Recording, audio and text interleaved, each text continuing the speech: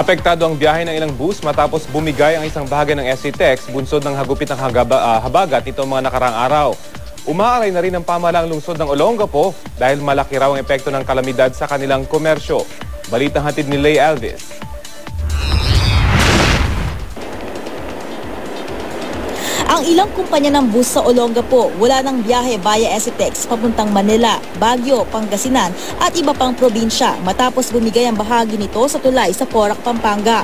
Dumadaan na muli sa National Highway sa Dinalupihan at Pampanga ang mga bus palabas ng Olongapo.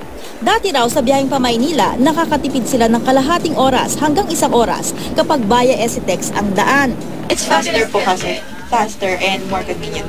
Ayon sa pamahalaang lungsod ng Olongapo, malaki raw ang epekto ng pagkakasira ng SCTEX sa komersyo.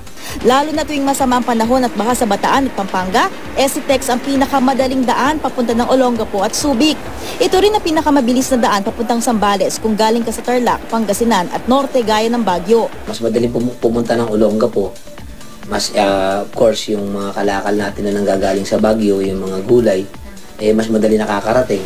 Nakita na nga ang epekto nito sa kalakal, gaya ng Baguio vegetables na nagmahal na mula 5 hanggang 10 piso. Compared before, na tuloy-tuloy ang biyahe from Baguio to Olongapo, kasi now, since nung nagkaroon tayo ng problema sa SCTEX, it affects.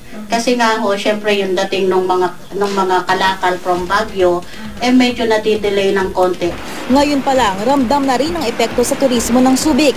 Ang ilang mga guest ng mga hotel, nagkansela na raw ng booking.